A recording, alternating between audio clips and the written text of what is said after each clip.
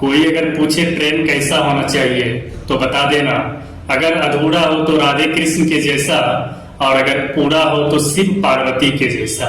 संसार का पहला प्रेम विवाह, प्रेम से बिछोड़ा, ये एक ऐसा दर्द है जिन्होंने देवताओं को भी नहीं छोड़ा, तो हम मनुष्य का क्या।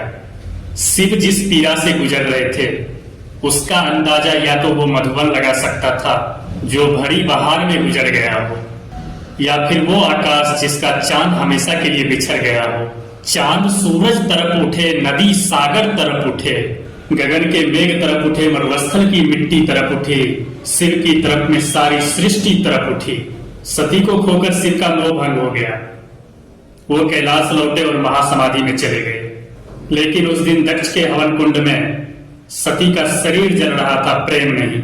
शिव को एक मौन संदेशा भेजा था सती ने, मैं छोड़ रही हूँ प्राण पिया, जाती हूँ तेरी कसम लेकर। इस बार तो प्यार अधूरा रहा, लौटूंगी अगली जन्म लेकर। 107 बार सती ने जन्म लिया शिव तक पहुंचने के लिए, उनके महासमाधि को तोड़ने के लिए 107 जन्मों तक शिव का प्रेम प्रतीक्षा करता रहा। 108वें जन्म में सती पर्वतराज हिमालय की पुत्री पार्वती के रूप में जन्म ली और हमेशा हमेशा के लिए शिव की हो गई।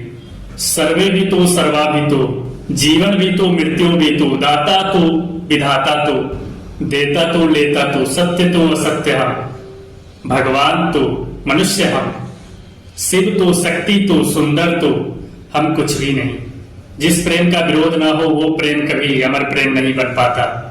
शिव पार्वती के प्रेम को अमर होना था, शायद इसीलिए भावनाओं के शीतल हवाओं से बाधाओं के पर्वत आ टकराए। सती के पिता राजा दक्ष, उन्होंने स्पष्ट कह दिया, जिसे जन्म दिया अपने हाथों से उसका प्राण भी ले लूंगा, पर अपनी बेटी को किसी बंजारे को नहीं दूंगा। तुम्हें शिव को भूलना ही होगा सती।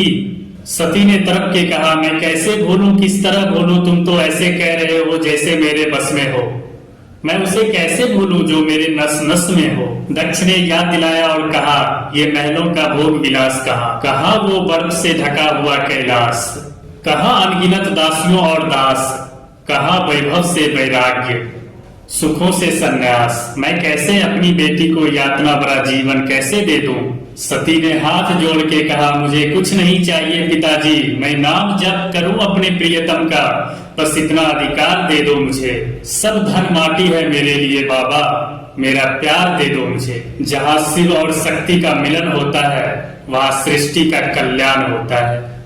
प्रेम की लिखी गई थी वो कहानी, यूं ही नहीं शमशान के राजा के लिए महलों को छोड़ के आ गई थी एक महारानी। यूं ही नहीं मशहूर शिवरात्रि की कहानी हो गई, महलों में रहने वाली रानी कैलाशवासी की दीवानी हो गई।